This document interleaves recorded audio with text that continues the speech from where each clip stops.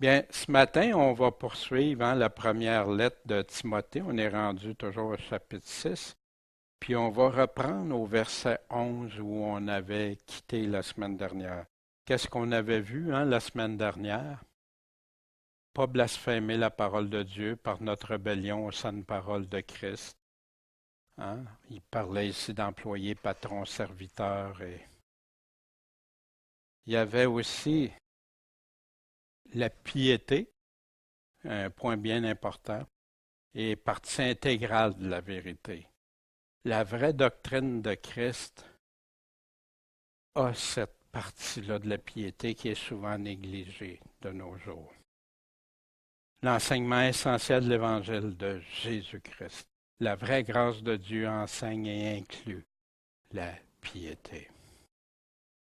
Puis, on avait vu aussi que ceux qui se détournent de la foi pour un gain, pour gagner de l'argent, d'un statut ou ces choses-là, non.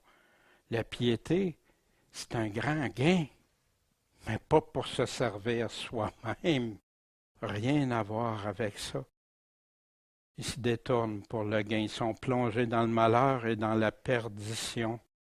Puis comment ils font ça en se détournant de la foi que Paul avait expliqué si clairement à Timothée. Bien ce matin, avant d'ouvrir et continuer dans la parole, Seigneur, c'est toi qu'on veut adorer, qu'on veut suivre, qu'on veut servir. Et pour ça, Seigneur, on a besoin que tu nous enseignes, tu nous diriges, tu nous conduises dans ton chemin étroit, ta voie, toi. Guide-nous, éclaire-nous, que ton Esprit Saint nous éclaire dans ce que tu as déjà laissé par ton Esprit dans ta parole, Seigneur, et qu'on puisse bien le comprendre et surtout, par la suite, pas être des auditeurs oublieux, mais les mettre en pratique. Merci, Seigneur. Maître et Sauveur Jésus-Christ. Amen. En ton nom. On avait vu, on avait terminé avec ce verset. Mais toi, homme de Dieu. Wow! Moi, j'aime ça quand quelqu'un m'a déjà appelé homme de Dieu. Ça fait chaud au cœur. Fuis quoi? Ces choses. Fuis les choses du monde. Il est en train de parler des choses, l'impiété. Après ça, il a parlé des différentes choses. Puis le gain, puis tout ça. Fuis ces choses, toi, homme de Dieu. Plutôt, ça c'est moi qui le dis, mais il donne l'inverse. Paul, il identifie souvent des choses à ne pas faire, mais il donne toujours la solution. Quoi faire? Le problème est la solution, mais en fonction de Dieu. Recherche la justice, la piété, la foi, la charité, la patience, la douceur. Recherche ça. Pas les richesses, pas le gain, mais plutôt les choses qui viennent nous dire. À Timothée, dans sa deuxième lettre qu'on va voir plus tard, il nous dit, fuis aussi les désirs de la jeunesse. Quand on va être rendu à 2 Timothée, on va explorer qu'est-ce qu'il veut dire. Et recherche quoi? La justice, la foi, la charité et la paix. Mais avec qui? Avec ceux qui invoquent le Seigneur d'un cœur pur. Quand tu invoques le nom de Jésus, c'est avec un cœur pur. Même c'est une abomination quelqu'un qui invoque Dieu puis qui amène même des sacrifices ou n'importe quoi à Dieu, mais que c'est pas fait selon Dieu.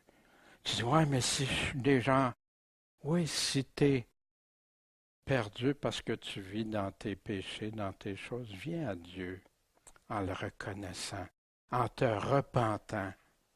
Vous savez, des fois, tel que je suis, on chante ça, mais tel que je suis, dans ma faiblesse, pas dans mes péchés.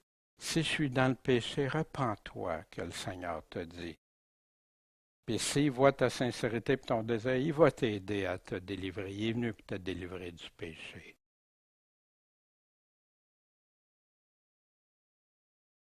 Fais ça avec ceux qui invoquent le Seigneur, mais d'un cœur pur.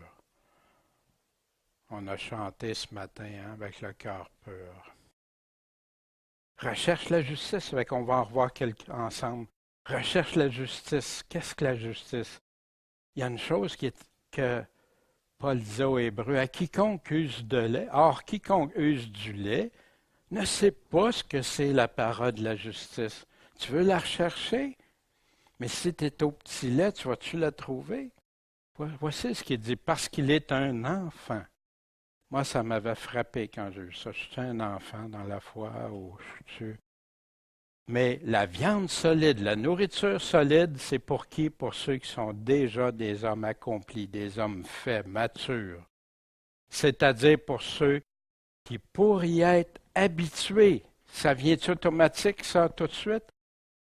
Mise en pratique, habitués, exercés.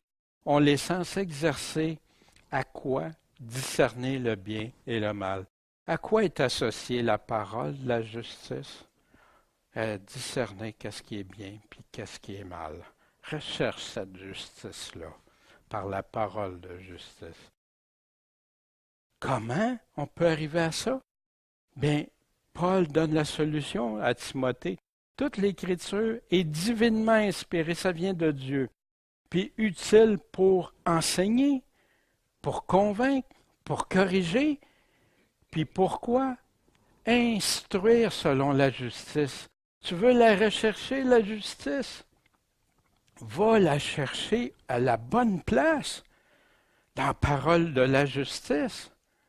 Puis là, tu vas être instruit si tu la recherches vraiment. Mais pas mettre tes opinions, tes idées avant ce que la parole clairement dit. Qu'est-ce que le Père disait? Tu as aimé la justice et tu as haï l'iniquité. C'est pourquoi, ô Dieu, ton Dieu t'a oint d'une huile de joie par-dessus tout est semblable. C'est assez spécial, hein? Ton Dieu à ton Dieu. Un seul Dieu. Le Père, le Fils font un. L'Esprit Saint. Tu as aimé la justice. Tu as haï l'iniquité. Le contraire de la justice, c'est l'iniquité, le péché, l'injustice. Voici. Puis auquel des anges, hein? Dieu, tu dis ça à un ange? Non, au Fils Jésus-Christ. Recherche, trouver, puis appliquer la justice. Ben, Romains 6, 13 et suivant nous parle ici. N'appliquez pas vos membres pour être des instruments d'iniquité, d'injustice, au péché, mais appliquez-vous à Dieu comme de mort étant fait vivant. Il est venu nous ressusciter, nous donner cette nouvelle naissance. Et appliquez vos membres pour être quoi? Des instruments de justice à Dieu. Veux-tu rechercher la justice, être un instrument de justice? Il te l'explique ici, Paul. Ne savez-vous pas, bien qu'à quiconque vous rendez esclave pour obéir, vous êtes esclave de celui à qui vous obéissez, un ou l'autre, soit de l'obéissance qui conduit à la mort du péché, qui conduit à la mort, ou soit de l'obéissance qui conduit à la justice. La mort ou la justice. Quel chemin? À qui on obéit?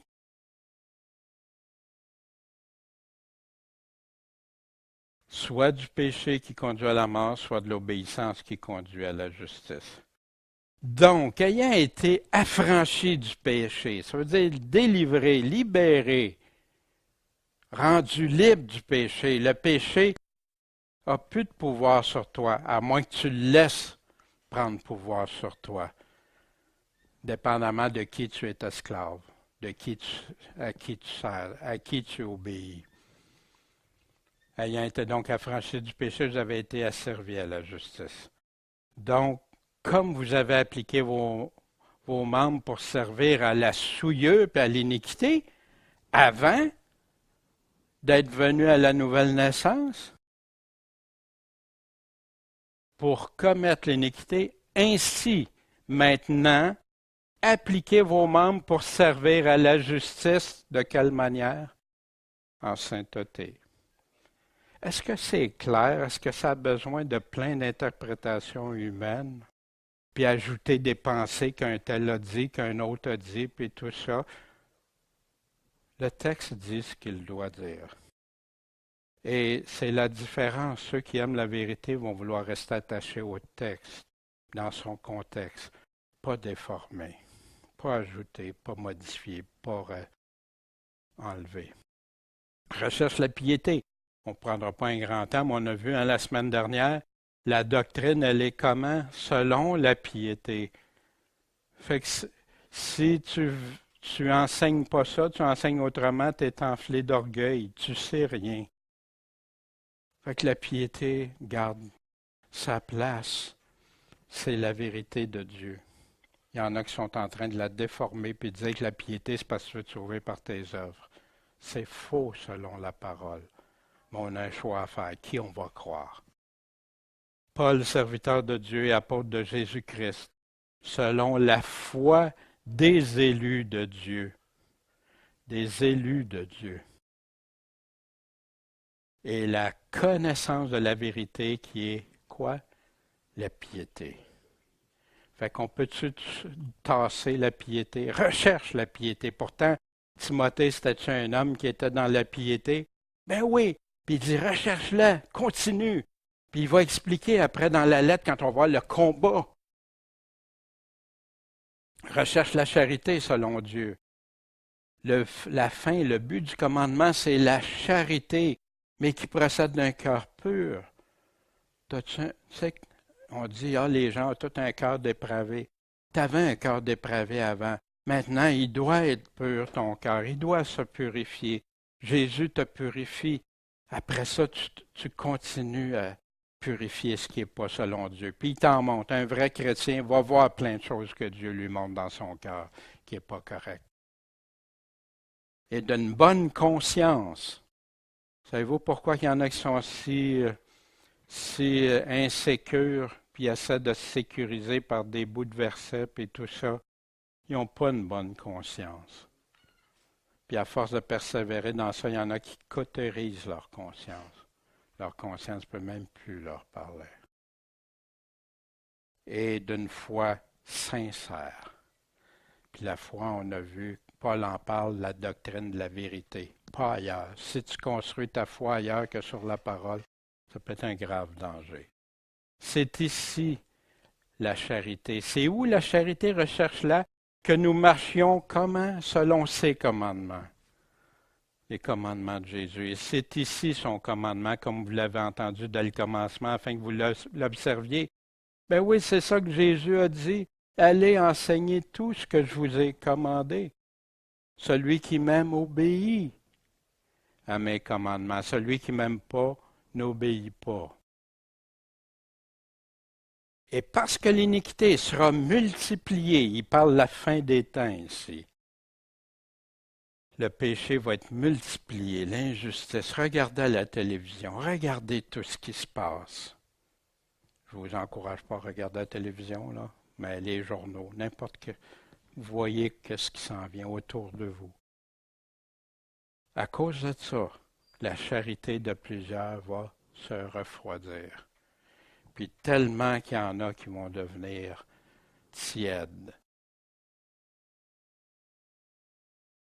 Puis on sait qu'est-ce que Jésus fera des tièdes. Wow! Que la charité soit sincère, vraie, pas hypocrite, pas faire semblant qu'on s'aime s'il y a quelque chose qui ne va pas, de se le partager en toute honnêteté, en amour. Puis si c'est quelque chose que je dois endurer, ben oui, je vais l'endurer, Seigneur. Mais si ça va, je ne dirais pas à quelqu'un, un frère, mais je t'aime mon frère, quand dedans j'ai quelque chose sur le cœur que ça ne marche pas. Je vais avoir une vraie charité envers lui. Mais la charité aussi constitue à quoi? Avoir le mal en horreur.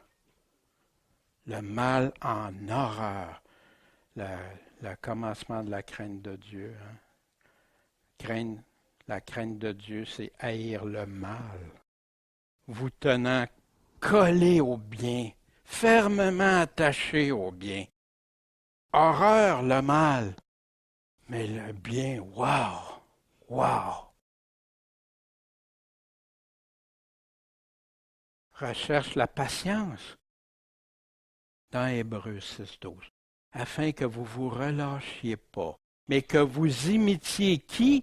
Ceux qui par la foi et par la patience, la persévérance, héritent de ce qui leur a été promis. C'est intéressant, hein? Puis le chapitre 11, qui nous parle du chapitre de la foi qui part à la fin du chapitre 10, continue, nous dit ce que c'est la vraie foi. Allez lire ça, la vraie foi, qu'est-ce qu'elle fait pour Dieu.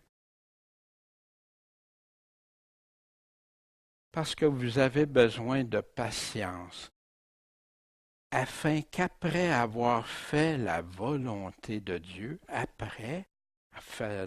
vous receviez l'effet de sa promesse. Intéressant, hein? Celui qui persévérera jusqu'à la fin sera sauvé, le Seigneur nous dit. Il y en a qui déforment tout ça, mais on va le regarder. Regardons ici, dans la révélation de Jésus-Christ, l'Apocalypse 3.10. Parce que tu as gardé quoi? La parole de ma patience, de ma persévérance. Tu persévères jusqu'à la fin. Je te garderai aussi de l'heure de la tentation qui doit arriver dans tout le monde. Ça va survenir partout. Il y a seulement ceux qui ont l'amour de la vérité qui ne seront pas entraînés dans cette heure de ténèbres-là, de tentation énorme, pour éprouver ceux qui habitent sur la terre. Mais savez-vous, Dieu a déjà fait ça en Égypte avec Moïse. On avait vu ça dans le cours sur les prophéties, puis les plaies qui ressemblent beaucoup à celles dans l'Apocalypse. Dieu était avec les Israélites. Dieu les a préservés. Ils ont subi juste les premières, puis après ça, il les a délivrés. Puis ils n'ont pas connu la colère de Dieu. Ici, il continue dans le même livre, au chapitre 13. Si quelqu'un mène en captivité, il sera mené en captivité. Si quelqu'un tue avec l'épée, il faut qu'il soit lui-même tué avec l'épée. Vous savez qu'il y a même des groupements dits chrétiens qui sont équipés avec plein d'armes et tout ça. Wow! C'est ça l'évangile que Jésus nous a. Ils sont attachés plus à lui terrestre. Celui qui perdra sa vie ici l'aura pour l'éternité, mais celui qui ne voudra pas la perdre, la perdra. C'est les paroles de Jésus. C'est ici la patience et la foi des saints. C'est là. Non, combattez pas. C'est le bon combat de la foi qu'on va voir. Il continue au chapitre 14, verset 12. Ceux qui ne prennent pas la marque de la bête. Ici est la patience des saints. Ici sont ceux qui gardent les commandements de Dieu et la foi de Jésus. Tu ne te laisses pas entraîner par ça. Il y en a tellement qui prêchent que c'est jamais pour les chrétiens. C'est pas écrit nulle part, à moins de déformer des paroles. On l'avait vu dans le cours des prophéties. La douceur recherche ça. Y a-t-il parmi vous quelqu'un sage et intelligent? Hein?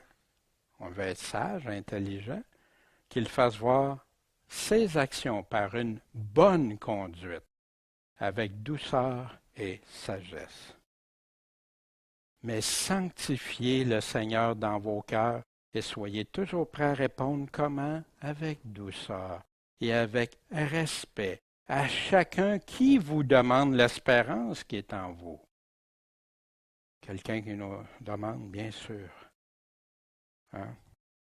Pierre le dit arrive à une même conclusion. Ils ont le même évangile. Comme sa divine puissance nous a donné tout ce qui regarde la vie et la piété, encore, par la connaissance de celui qui nous a appelés par sa gloire et par sa vertu, pour lesquelles nous ont été données les très grandes et précieuses promesses, afin que par leurs moyens vous soyez participants de la nature divine. Wow, de Dieu. Comment? En fuyant la corruption qui règne dans le monde par la convoitise. Vous devez donc aussi, y donnant tous vos soins, ajouter à la vertu à votre foi. À la vertu, sur la foi, on bâtit ça. Tout ce qu'on doit bâtir dessus. La vertu, la science c'est la connaissance, on va regarder ça. À la science, la tempérance, pas marcher dans toutes sortes de... À la tempérance, la patience. À la patience, quoi? La piété qui revient encore. À la piété, l'amour fraternel, à l'amour fraternel, la charité.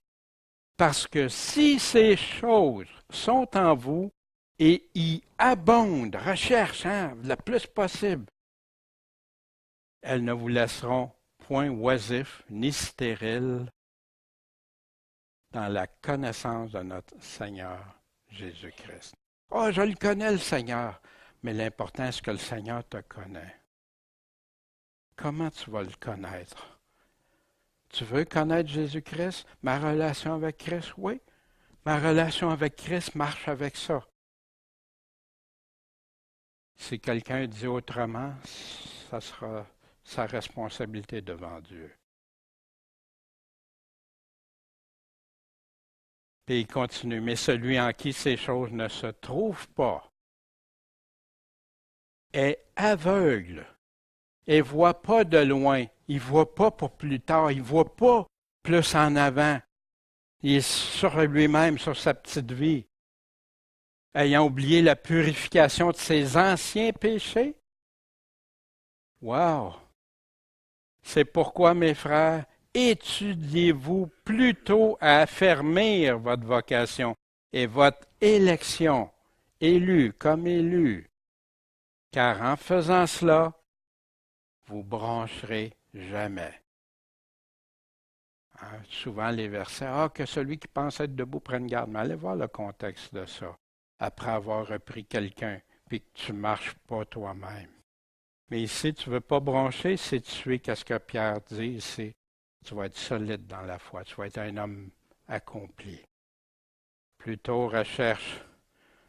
C'est ça que Paul est en train de nous dire. C'est pour ça qu'on a pris un temps pour aller voir chacun. À la fin du diaporama, c'est plein de diapositives que j'ai mis à la fin. Ceux qui vont sur Internet, ceux qui écoutent via Internet peuvent aller voir. Il y a tout plein d'autres passages qui parlent de ça. Recherche la justice, la piété, la foi, la charité, la patience et la douceur. Pourquoi le mot vérité n'est pas là? Vous pensez à ça? Pensez-vous à ça? Parce que Paul ne parle que de ça, de la doctrine de la vérité dans sa lettre à Timothée. Combat, le bon combat de la foi. Saisis la vie éternelle. Accroche-toi à ça, à laquelle tu es appelé et dont tu as fait une belle profession devant beaucoup de témoins. Tu as fait ça, tu as fait une confession devant tout le monde, tu as professé ta foi.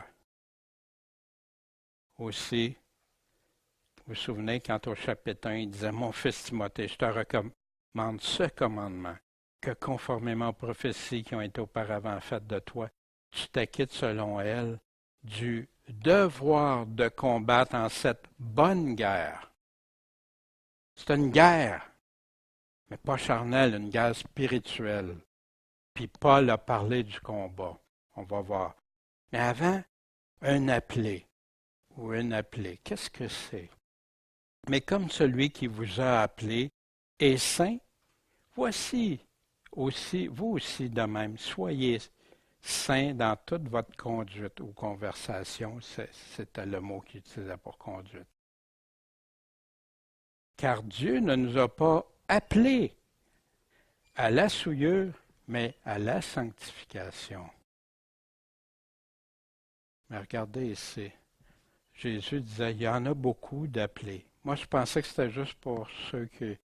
Non, les appelés sont dans les églises. Quand Paul parle aux appelés, aux élus, il parle à ceux qui sont dans les églises. Il y a beaucoup d'appelés, mais peu d'élus. Pourquoi? Puis il parle aussi du chemin étroit. Il parle de ceux qui sont véritablement ses disciples, qui le suivent, qui abandonnent leur vie pour le suivre. Je vous dis que bientôt il les vengera. Mais quand le Fils de l'homme viendra, pensez-vous qu'il trouve encore de la foi sur la terre? Puis vous voyez dans l'apostasie, là, c'est plus la foi en Jésus-Christ. C'est la foi dans la foi, souvent, au lieu de en Jésus-Christ. Mais quelle foi? Est-ce qu'elle vient seulement de la parole de Dieu, cette foi-là? De même, si quelqu'un combat dans la liste, il n'est pas couronneux s'il n'a pas combattu selon les règles, selon les lois.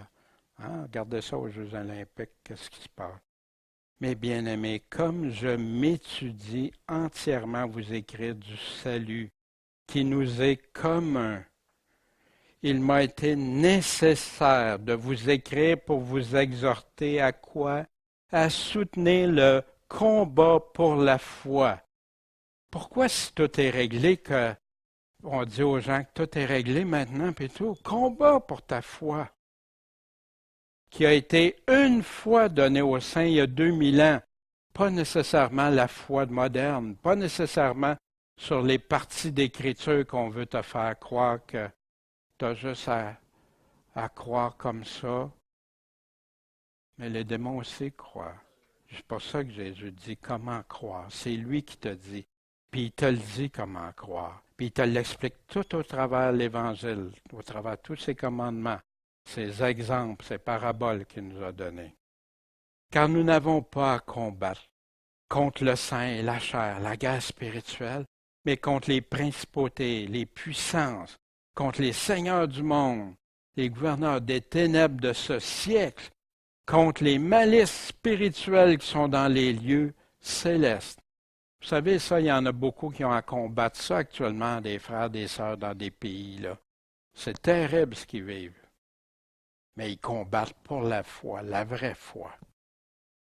Ils ne sont pas centrés sur eux-mêmes parce qu'ils auraient abandonné la foi.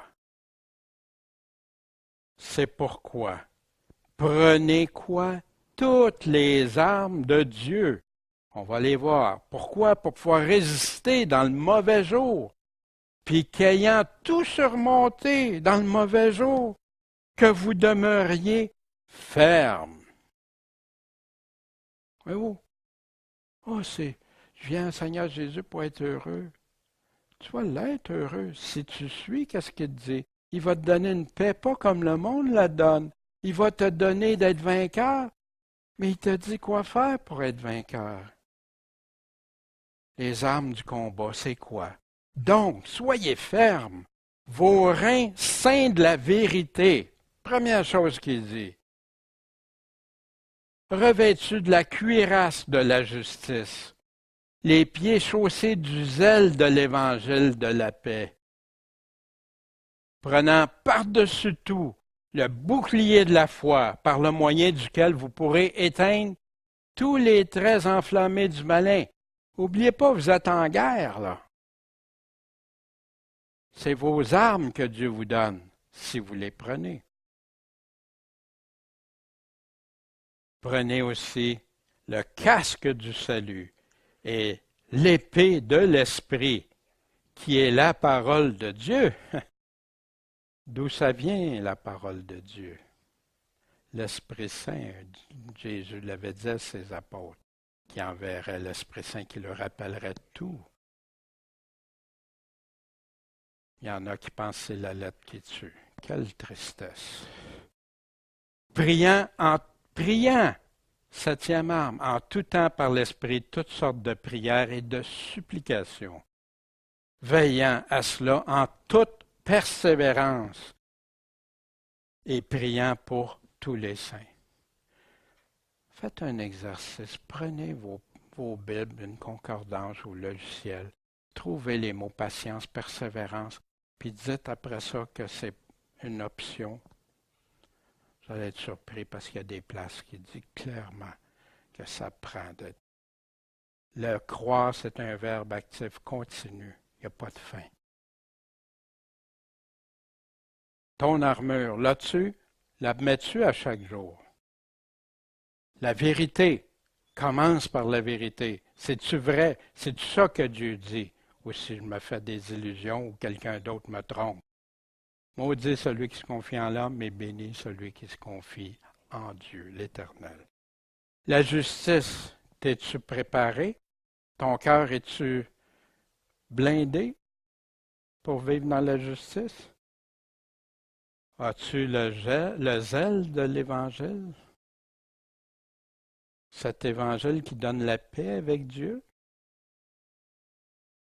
Pas avec le monde, avec Dieu. As-tu la foi? Par-dessus tout, la foi, la confiance, cette qui va te faire passer au travers tout ça, que tu vas éteindre les traits enflammés que le malin va te mettre sur ta route?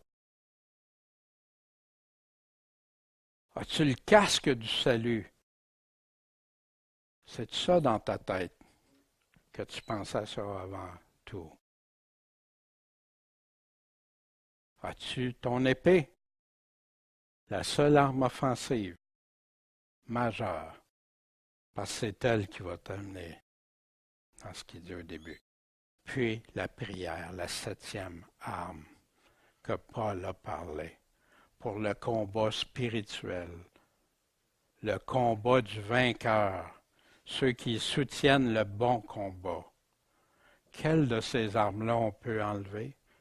Aujourd'hui, savez-vous, beaucoup vont mettre cela en évidence. Ici, c'est oublié pas mal. Ici, un peu, mais amener un évangile moderne. Ça, pas vraiment. Puis ça, c'est une option, la doctrine. C'est l'amour et la vérité.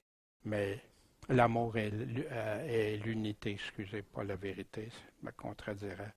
Fait que lequel qu'on peut ôter? Ils sont tous interdépendants l'un de l'autre. Tu veux vivre ta vie chrétienne?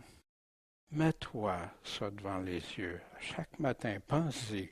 Est-ce que je suis dans le bon combat, Seigneur? Ça, c'est important. J'ai-tu la vraie foi? J'ai-tu la vérité?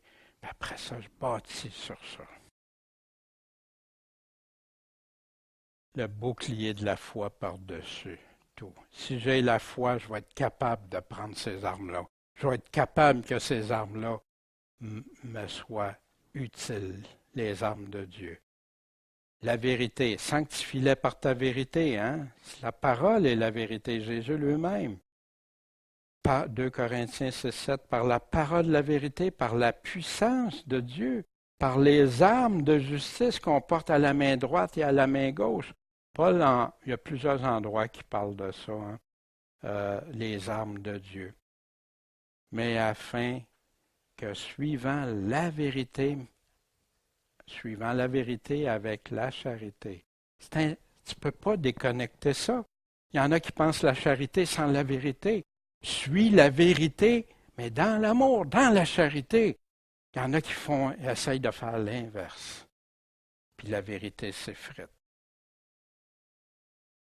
Pour que nous croissions en toutes choses, en celui qui est le chef. C'est qui notre chef? C'est Christ. La doctrine de Christ. Ici, hein, quelques passages, ceux qui veulent le regarder, vous mettez sur pause, vous pouvez aller vérifier ces passages-là, valider ça avec le Seigneur en prière, ça attrait bien sûr à la vérité. Combattre avec les armes puissantes de Dieu. C'est-tu des armes pour les moustiques? Non, puissantes. Car quoi que nous marchions dans la chair, nous ne combattons pas selon la chair. Si ton combat est là, il y a un problème pour le chrétien. En effet, nos armes de guerre ne sont pas charnelles, mais elles sont puissante en Dieu. Tu veux la victoire? T'es-as les armes de Dieu si tu veux les avoir. Pour renverser les forteresses, renverser n'importe quoi. Pour détruire les raisonnements et toute hauteur qui se relève contre la connaissance de Dieu. Et pour amener toute pensée captive à quoi? À l'obéissance de Christ. Voyez-vous? Les solutions aujourd'hui, souvent, c'est la psychologie. Ah ben oui, tu sais, puis on va être... Non, c'est quoi la solution que Dieu donne? C'est ça la vraie solution. Et nous sommes prêts à punir toute désobéissance quand votre obéissance sera complète. Mais en marchant en la chair, nous ne combattons pas selon la chair. On le sait qu'on est en chair là, en attendant un corps nouveau, un corps transformé. Mais on ne marche pas selon la chair. Ceux qui vivent selon la chair sont ennemis de Dieu, que Paul dit. Comment combattre? Hein, on a vu ceux qui courent dans la liste, tout ça. Courez donc tellement que vous le remportiez. Quiconque lutte vit entièrement de régime. Quant à ceux-là, ils le font pour avoir une couronne corruptible, hein, des belles médailles, des belles couronnes, des belles choses. Mais nous, pour en avoir une incorruptible, qui n'a plus de fin, qui ne pourra pas se corrompre. Je cours donc pas comment non pas sans savoir comment. Hein? Comment je vais le savoir? Ben, Paul te le dit dans ses lettres. Jésus te le dit dans son évangile. Mais les gens connaissent plus des bouts de versets, puis des théories de théologie que les hommes ont dit que la parole même de Dieu. Non pas sans savoir comment. Je sais comment je combats. Je combats pas comme en battant l'air pour rien, faire semblant. Mais je mortifie mon corps et me le soumets. Je reste discipliné, je reste dans ce que Dieu demande pour le combat. De peur qu'après avoir prêché aux autres, je ne sois trouvé moi-même, en quelque sorte, non recevable, réprouvé. Ton combat n'était pas le bon combat. Tu as dit ça aux autres et tu ne l'as pas mis en pratique. Wow! Quelles sont les conséquences? Fait que Paul continue à Timothée, verset 13, je t'ordonne devant Dieu, qui donne la vie à toutes choses. C'est lui le Créateur, l'auteur. Et devant Jésus-Christ qui a fait cette belle confession devant Ponce Pilate. Quelle confession qu'il a faite? Alors Pilate lui dit, es-tu donc roi? Jésus répondit, tu le dis, que je suis roi. Je suis né pour cela, pour être roi. Et c'est pour cela que je suis venu au monde. Dans quel but? Afin que je rende témoignage à quoi? À la vérité. Celui-ci est mon fils bien-aimé. Écoutez-le. Quiconque est de la vérité entend ma voix, entend ce que je dis. Il n'y a pas les oreilles bouchées, que celui qui a des oreilles entende. De quoi? De garder ce commandement. Lequel commandement? Il venait juste de le dire. De combattre le bon combat de la foi, de saisir la vie éternelle, en te conservant sans tache et irrépréhensible. On va regarder ça quelques instants ensemble. Jusqu'à quand? Jusqu'à l'apparition de notre Seigneur Jésus-Christ. En passant, j'ai mis un gros L apostrophe, hein? Je l'ai grossi. Pourquoi? Parce qu'il y en a juste une apparition dans le Nouveau Testament qu'on voit. Aujourd'hui, on nous dit qu'il y en a plusieurs. 2, même certaines 3 événements. Puis il y aurait des étapes que Jésus aurait oublié de nous dire. Et ils détourneront leur oreille de quoi? De la vérité, et se tourneront aux fables. Mais toi, il parle encore de Timothée, mais dans sa deuxième lettre. Veille en toutes choses. Veillez, Jésus nous dit, pour ne pas être des vierges folles. C'est ça la différence. Il vit, il veille, puis il prie. Souffre les afflictions. Oui, tu vas souffrir. Fais l'œuvre d'un évangéliste. Oui, c'est un évangéliste. Il proclame l'évangile complet. Il enseigne tout ce que Jésus a commandé. Rends ton ministère pleinement approuvé. Car pour moi, je m'en vais maintenant pour être mis pour l'aspersion du sacrifice. Paul savait qu'il était pour mourir. C'était fini. Et le temps de mon départ est proche. J'ai combattu le bon combat. J'ai achevé la course. Pourquoi qu'il dit ça? J'ai gardé la foi. Paul, avec tout ce qu'il a vécu, il a gardé la foi. Lapidé, rejeté par ses frères, par des chrétiens même, puis tout, il est arrivé plein de choses. Au reste, la couronne de justice m'est réservée, et le Seigneur, juste je me la rendra en cette journée-là, et non pas seulement à moi, puis regardez comment c'est intéressant, mais aussi à tous ceux qui auront aimé son apparition, son avènement. Il y en a qui vont être honteux. Il y en a qui vont, puis le Seigneur a dit même qu'il va dire à plusieurs même, va-t'en avec les hypocrites. Wow!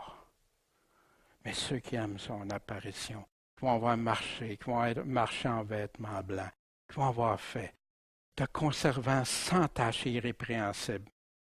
La religion, en passant, le mot religion est utilisé dans le Nouveau Testament, contrairement à ce que j'ai déjà dit, que je pensais que c'était une religion. Non, la religion, la vraie religion, la pure et sans tache, envers qui notre Dieu est notre Père, c'est de visiter les orphelins et les veuves dans leur affliction, aimer notre prochain, aimer les plus démunis, les plus faibles, et comme Jésus dit dans Matthieu 25, et de se conserver pur des souillures du monde.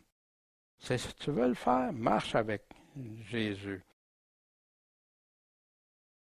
C'est pourquoi, mes bien-aimés, en attendant ces choses, étudiez-vous à être trouvés de lui sans tache, sans reproche, en paix avec Dieu. Oui.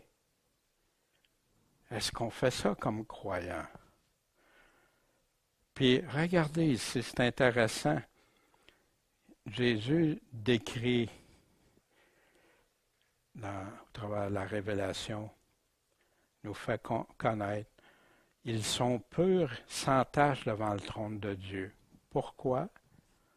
Il n'a été trouvé aucune fraude dans leur bouche. Ils n'ont dit que ce que Dieu disait. Ils n'ont pas été rajoutés ou enlevés, non. Encore des passages, si vous voulez le mettre sur pause et aller visiter ces passages-là. C'est rempli, sans tache, irrépréhensible et tout ça. Mais ça, c'est des passages qui est donné. Ici, laquelle le bienheureux et seul prince, roi des rois et seigneur des seigneurs, montrera, mais en sa propre saison, en son temps, pas dans le temps de n'importe qui, en son temps. Dans la Révélation encore, ceux-ci combattront contre l'agneau. Qui ça? Les peuples, les nations qui vont se tourner contre Dieu. Mais l'agneau les vaincra. C'est Jésus qui va être roi des rois, Seigneur des seigneurs. Parce qu'il est le Seigneur des seigneurs, le roi des rois, et que ceux qui sont avec lui sont du nombre des appelés, élus, fidèles. Wow! En sa propre saison. Jésus nous parlait de sa propre saison. Or, quand ces choses commenceront d'arriver, lesquelles, tout ce qu'il avait dit avant, tout ce qu'il a dit dans Matthieu 24 et continue dans Matthieu 25, dans aussi une partie dans Luc 17, dans Marc 13. Et quand ces choses commenceront d'arriver, regardez en haut, levez la tête. Pourquoi? Parce que votre délivrance approche. Et il leur dit un exemple. Voyez le figuier. Il y en a qui ne voudront pas ce verset-là, ils vont aller prendre seulement dans Matthieu parce qu'il parle juste du figuier dans Matthieu. Mais voici Luc, qui avait fait toutes les recherches soigneusement aussi, il le dit, et tous les arbres. Ce n'est pas juste le figuier que pour certains qui représentent juste Israël. Non, c'est pas ça. C'est pas ça qu'il est en train de dire. Regardez, un exemple pour nous montrer. Quand il pousse, jugez de vous-même. Vous jugez de vous-même en les voyant. Hein? On le voit, le printemps arrive. Ben oui, wow, que l'été est proche. La même chose, lorsque vous verrez arriver ces choses, sachez, cachez, sachez que le royaume de Dieu est proche. Puis tu ne sauras pas la date, le jour ou l'heure, mais tu vas connaître la saison. Je vous dis en vérité que cette génération ne passera pas, que toutes ces choses n'arrivent. Le ciel et la terre vont passer, mais mes paroles ne passeront pas. C'est ce que j'ai dit. Ça va arriver comme ça, puis on ne pourra pas changer ce que Dieu dit.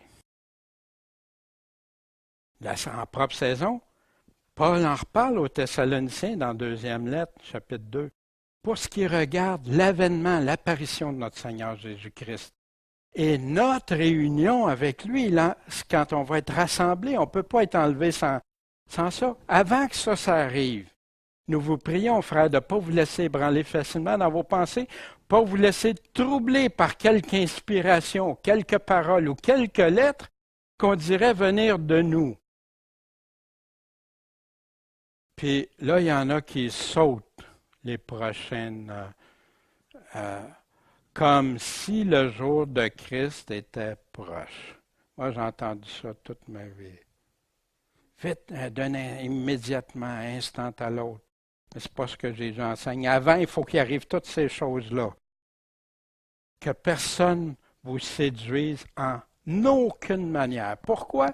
Parce qu'il faut que la révolte, l'apostasie, ce qu'on voit dans comment les gens abandonnent la foi, soit arrivé auparavant, avant l'avènement, avant l'enlèvement, et qu'on ait vu paraître l'homme de péché, le fils de la perdition, l'adversaire et celui qui s'élève au-dessus de tout ce qu'on appelle Dieu, ou qu'on adore jusqu'à s'asseoir comme Dieu dans le temple de Dieu, se proclamant lui-même Dieu. Vous ne vous souvenez pas que je disais déjà ces choses-là quand j'étais avec vous? Les 3 semaines, les 3 sabbats qui étaient avec, ils nous avaient tout enseigné ça aux Thessaloniciens. Wow! En son propre temps. Pourquoi qu'on entend le contraire, des vidéos, des livres, des Bibles avec des commentaires qui contredisent tout ça? En qui on met notre foi? Qui on va croire? La théologie, la théorie, puis qui avouent eux autres mêmes qu'ils n'ont même pas tout ce qu'il faut pour appuyer ça. Mais c'est venu, hein, à partir des années 1830, d'une vision d'une jeune fille. Après ça, Darby qui a continué avec ça, puis etc. La Scofield, la Bible Scofield qui est rentrée, puis qui a fait tout ça. L'apparition de notre Seigneur, on ne regardera pas tout ça parce qu'on a tout ça dans les messages, les cours qu'on avait vus sur les prophéties et tout ça. Voici, je vous dis un mystère, nous ne mourrons pas tous, mais nous serons tous changés. En un moment, en un clin d'œil, de quoi il parle? L'enlèvement avec Jésus-Christ. Mais quand ça va arriver? À la dernière trompette. Ça m'a frappé. Je n'avais jamais pris accent sur la dernière trompette. Pourquoi? Parce que la trompette sonnera. La trompette sonnera. Et les morts ressusciteront incorruptibles et nous serons changés, transformés. Puis il nous dit quand? Le chapitre 15 de 1 Corinthiens qui parle de la résurrection, du début à la fin. Mais chacun en son propre rang. Christ est les prémices. Ensuite, ceux qui sont de Christ, quand est-ce que ça va arriver? À son avènement. Pas ses avènements, pas ses parties d'avènement, son avènement. Et Jésus, c'est tout ça qui est en train de répondre aux apôtres. Alors, le signe du Fils de l'homme paraîtra dans le ciel. Alors, toutes les tribus de la terre se lamenteront, se frappant la poitrine, et elles verront le Fils de l'homme. Puis avec un grand éclat de trompette. C'est la dernière trompette que Jésus parle. Il n'a pas parlé d'aucune autre trompette après. Dans l'Apocalypse, on a la dernière trompette. Il n'y en a pas d'autre après. Et ils rassembleront qui? Ces élus. Là, tout d'un coup, pour certains, les élus, c'est plus nous autres, c'est les Juifs qui vont se convertir après.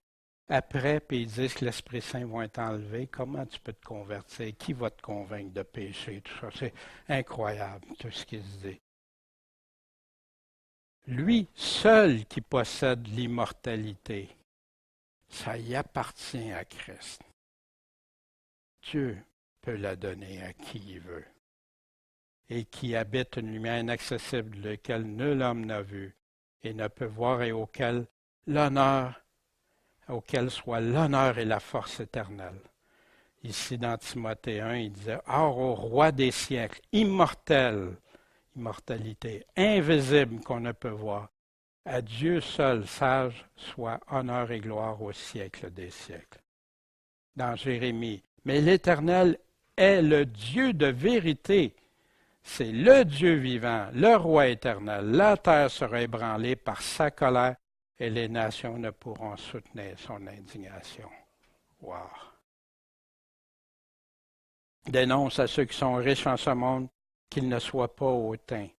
Fait que avant, il a parlé de ceux qui étaient employés pour ceux qui étaient riches. Il condamne-tu les riches? Non. Parce qu'il y a des riches, s'ils suivent le Seigneur, et c'est eux autres qui vont participer à aider leurs prochains. C'est eux autres qui vont aider à faire distribuer l'Évangile, la parole de Dieu.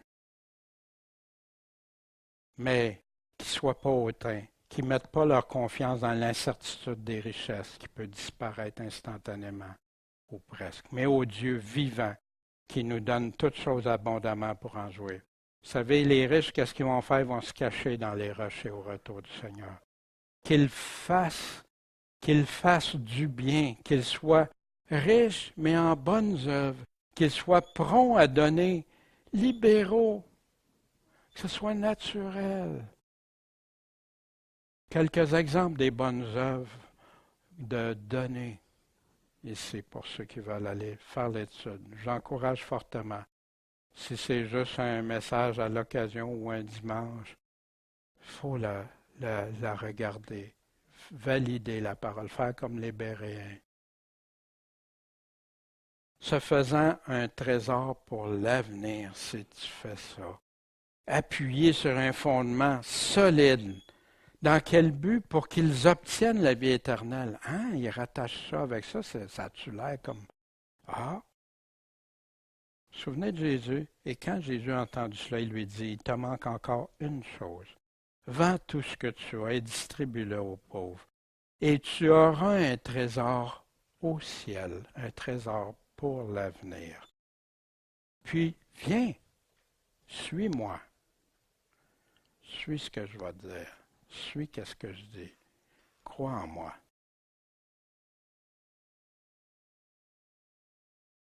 Vendez ce que vous avez, donnez-en à nos mondes. Faites-vous des bourses qui ne s'envahissent pas, un trésor dans les cieux qui ne défaille jamais, d'où le larron n'approche pas et où la teigne ne gâte rien. Pourquoi? Parce que où est votre trésor, là aussi sera votre cœur. En passant dans l'Évangile, Paul nous dit aussi de ne pas s'exposer. Il y en a qui vont essayer. Non, il ne veut pas que tu t'exposes, que tu aies assez pour subvenir aux besoins de ta famille, toi-même, puis tout ça, c'est correct. Mais quels sont les vrais besoins? Puis, ceux qui sont riches, qui sont capables d'aider d'autres. Mais si leur trésor, c'est leur richesse, Jésus leur n'a pas promis la vie éternelle. Au contraire, vous vous souvenez aussi, on avait Lazare, le riche et Lazare. Timothée, garde le dépôt en fuyant les disputes vaines et profanes. Profane, hein? Bébelos, ça me peut penser à Bébel, un mot grec. Garde le dépôt en fuyant les disputes vaines. Ça n'a aucune valeur, ces disputes-là, et profanes, qui est comme quelque chose de inutile, que c'est pas selon Dieu, c'est selon le monde. C'est ça, profane. Puis les lois de Dieu peuvent être piétinées, c'est pas grave. Hein? C'est le contraire de ce qui est consacré. Et les contradictions d'une connaissance, d'une science faussement ainsi nommée. Fais attention, fuis ça. C'est quoi la connaissance, une fausse connaissance? Ben, Paul le dit tout au long de sa lettre. Puis une connaissance faussement nommée, ça amène quoi? Des contradictions, des chicanes, des guerres au sein même du corps de Christ. Ça l'a fait des dégâts, ça. Parce qu'au lieu de garder le seul vrai dépôt, la seule parole de Dieu, ils ont commencé à interpréter selon Augustin, selon un tel, selon un autre, puis tout ça, au lieu de s'en tenir strictement. Qu'est-ce qu'il dit à Timothée encore? Retiens le vrai patron des saines paroles que tu as entendues de moi. Parole de Jésus-Christ. Il nous dit de rester attaché dans la foi et dans la charité. Le problème des fois, c'est qu'il y en a ils veulent garder les saines paroles dans la foi, mais ils ne veulent pas avec la charité, mais qui est selon Jésus-Christ, en Jésus-Christ. Ça fait des dégâts aussi. Garde le bon dépôt par le Saint-Esprit qui habite en nous. Paul pouvait dire ça sans problème à Timothée. Il connaissait Timothée, il l'avait éprouvé.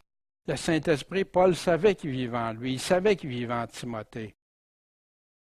Maintenant, il y en a qui promettent ça à des gens qui vivent contraire à ce que l'Évangile dit, puis on leur promet qu'ils ont le Saint-Esprit. Tristesse. La fausse connaissance. Paul nous en a parlé. On regarde juste au début du chapitre 6.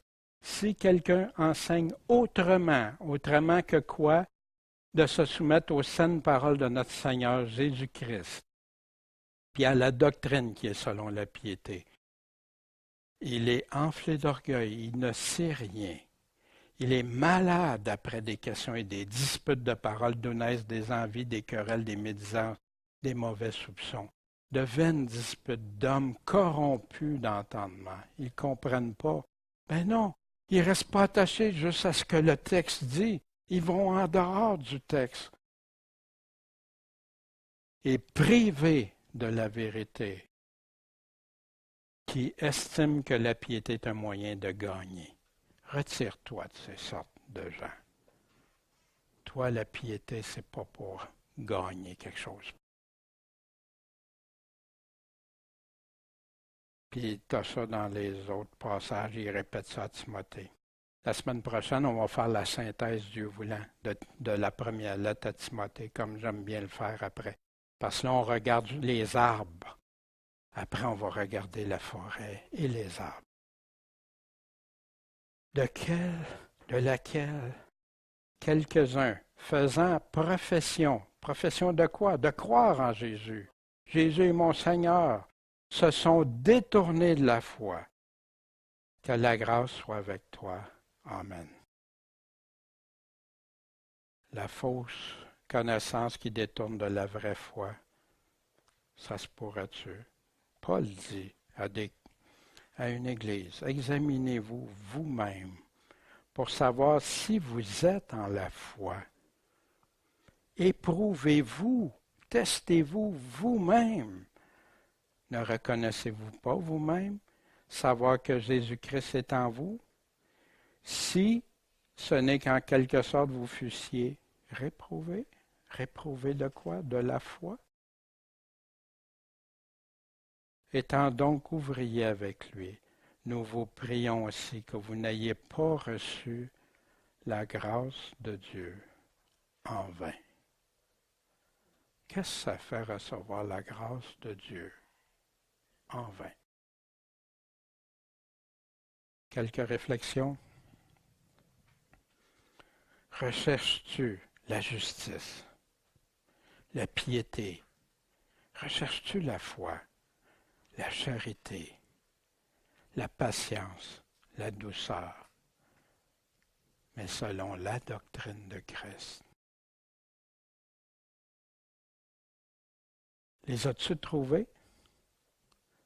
Les as-tu mis en pratique avec Dieu dans la persévérance? Ça se peut-tu que ce soit décourageant quelque part? Reprends avec persévérance. Retourne. Reviens. Te conserves-tu sans tache et irrépréhensible pour son retour?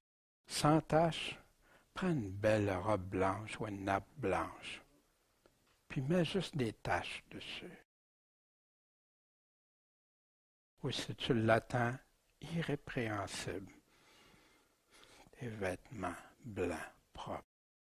Combats-tu la bonne guerre selon Dieu, ou si la guerre t'a abattu?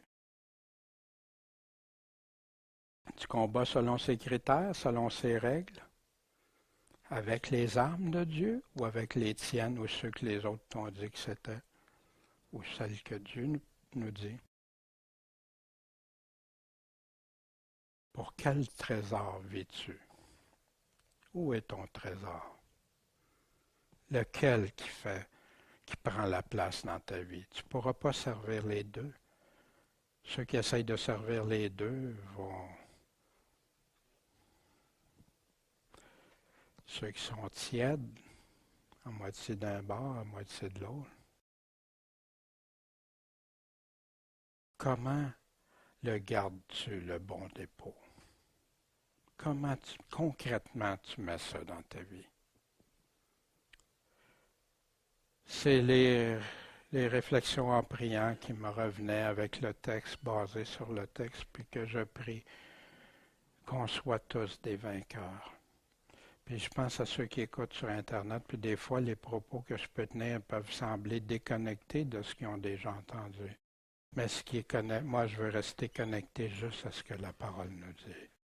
Puis encourager des frères, des sœurs à découvrir, puis se fortifier en Jésus-Christ. Pas faire des chrétiens faibles qui vont succomber au combat, mais des chrétiens solides qui vont remporter, qui vont être des vainqueurs, comme dans Jésus parle aux 7 églises. Seulement les vainqueurs auront ces promesses que Jésus nous dit.